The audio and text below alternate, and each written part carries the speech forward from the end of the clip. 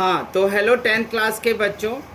और जो मेरा चैनल है ज़रूरी जानकारी, तो उसमें और भी मैं ज़रूरी जानकारी देता हूँ। एजुकेशन में सबसे board model CBSE board model question की जो ज़रूरी जानकारी है वो भी रखता हूँ। ये क्वेश्चन 10th क्लास का है और बिल्कुल आपको हट के क्वेश्चन है।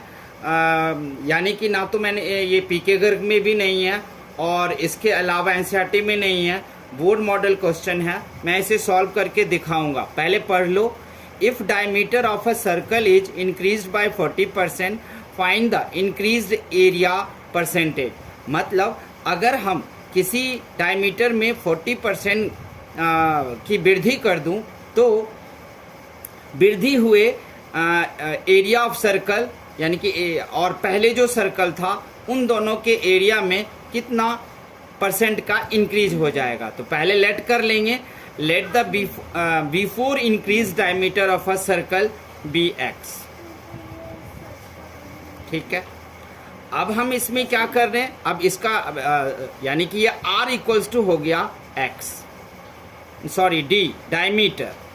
अब r इक्वल्स टू क्या हो जाएगा x/2 और इसका एरिया आप निकाल लो।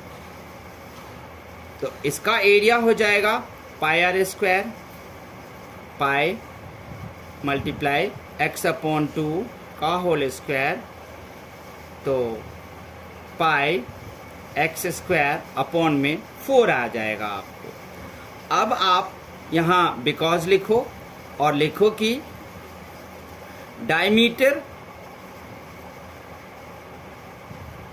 Increased by 40%। पहले कितना था x, तो x मल्टीप्लाई 40 अपॉन में 100 करके आप परसेंट निकाल लेना। 2 2 जा 2 5 जा, आपके पास आ जाएगा 2x अपॉन में 5, 2x अपॉन में 5 हो गया आपके पास ये। अब ये एरिया हो गया। आप जानते हो इसमें मीटर होता है तो स्क्वायर लगाते या कुछ भी, अभी कुछ नहीं है तो आप यूनिट यू लिख के छोड़ सकते हो या ऐसे भी छोड़ सकते हो।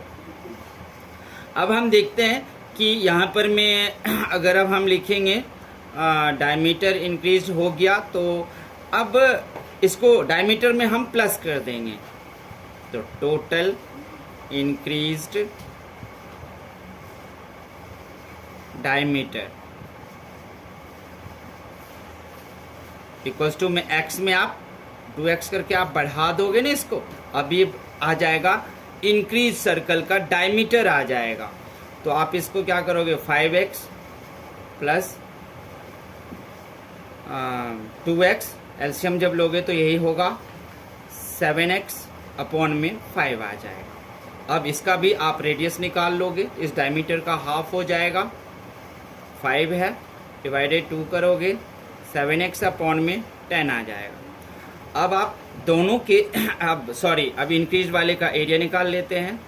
Area equals to pi r square, pi और ये 7x अपॉन में 10 का square 49 pi x square upon में 100 आ जाएगा आपको। इसका भी एरिया आ गया।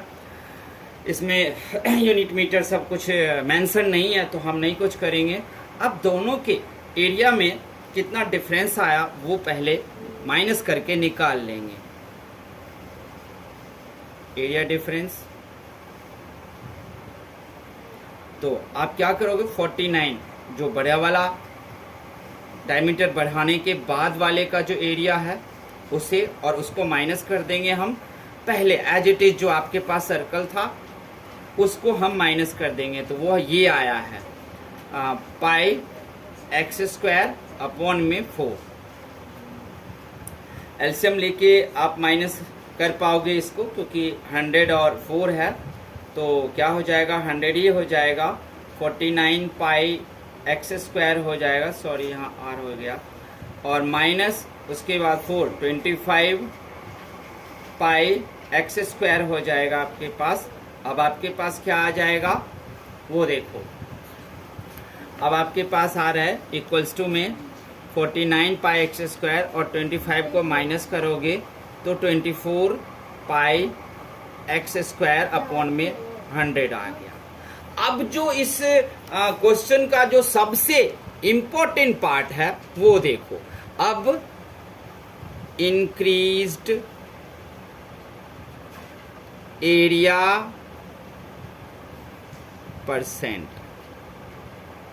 क्योंकि अब हमें कितना इंक्रीज हुआ एरिया में वो पता चल चुका है यहां से। ये देखो, तो आप अपने पेपर में भी तो कितने मार्क्स आते हैं 80 में से 68, तो आप परसेंटेज निकाल लेते हो, वैसे ही यहाँ भी निकालना है।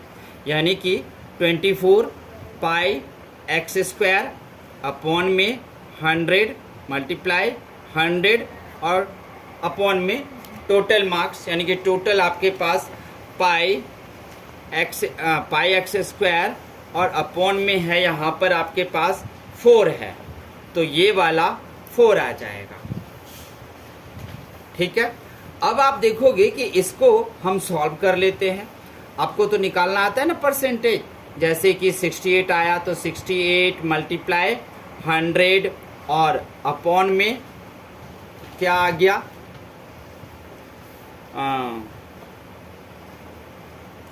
80 करके आप परसेंट निकाल लेते थे, तो इसी तरह आप यहाँ भी निकाल लोगे। बस इसको सॉल्व कर दो।